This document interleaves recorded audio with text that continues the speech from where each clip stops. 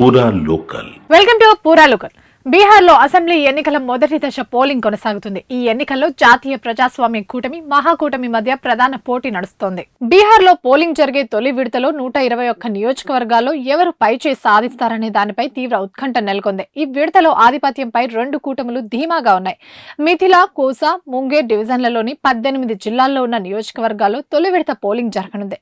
మొత్తం 1314 మంది అభ్యర్థులు బరిలో ఉన్నారు. 2020 ఎన్నికల్లో ఎన్డీఏ 70 సీట్లను గెలుచుకుంది. అప్పటితో పోలిస్తే తాము 15 నుంచి 19 సీట్లు అదనంగా ఈసారి గెలుస్తామని ఎన్డీఏ చెబుతోంది. మహగూరు బంధన్ కు 2020తో పోలిస్తే 19 నుంచి 21 సీట్లు తగ్గుతాయని అంటుంది. గత ఎన్నికల్లోనూ ఆ ప్రాంతంలో ఎన్డీఏ ఆధిపత్యం చెలాయించింది. అయితే ఈసారి తామే ఆధిపత్యం సాధిస్తామని ఆర్జేడీ కూటమి ధీమా వ్యక్తం చేస్తోంది. మధ్యలో జన్ సూరజ్ పార్టీ అధినేత ప్రశాంత్ కిషోర్ ఎవరి ఓట్లను చీల్చుతారనేది ఆసక్తికరంగా మారింది.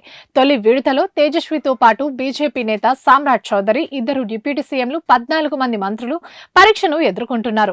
1.21 కోట్ల మంది మహిళలకు 10,000 చొప్పున నగదు బదిలీ చేయడం నితీష్ కు కలిసి వచ్చే అంశమని రాజకీయ పరిశీలకులు భావిస్తున్నారు.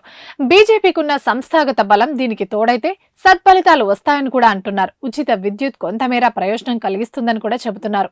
కాంగ్రెస్ ఇంకా పుంజుకోలేదని, అది తమకు లాభిస్తుందని ఎన్డీఏ అంచనా వేసుకుంటుంది. ఆ పార్టీలో సీట్లు సర్దుబాటు, సరైన నాయకత్వం లేకపోవడం, అంతర్గత వివాదాల కారణంగా 10 సీట్లలో ఫలితాలు తమకు అనుకూలంగా ఉండవచ్చని అధికార పక్షం భావిస్తోంది.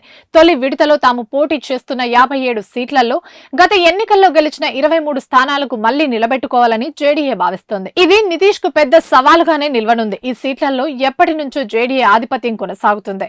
ఈసారి సవాలు ఎదుర్కోవడంతో కొన్ని చోట్ల అభ్యర్థులను ఆ పార్టీ మార్చింది. గత ఎన్నికల్లో 29 చోట్ల జేడీఏ 2 స్థానాల్లో నిలిచింది. వీటి పాగా వేయడానికి ఈసారి గట్టిగా పోరాడుతుంది. అందులో భాగంగా ఈ నియోజకవర్గాల్లో చాలా చోట్ల అభ్యర్థులను మార్చింది. విపక్ష కూటమి ఈసారి సామాజిక సమీకరణలపై ఆధారపడింది.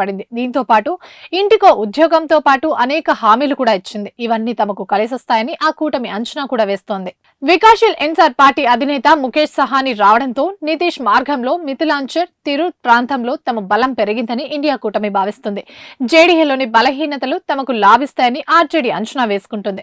ముస్లింలు, యాదవుల సమీకరణం తమకు కలిసి వస్తుందని, ఏబీసీలు, దళితులు తమ వెంటే ఉంటారని ఇండియా కూటమి లెక్కలు చెబుతున్నాయి. ఇవి ఇప్పటివరకు అప్డేట్స్. మరిన్ని అప్డేట్స్ కోసం చూస్తూనే ఉండండి పూరా లోకల్.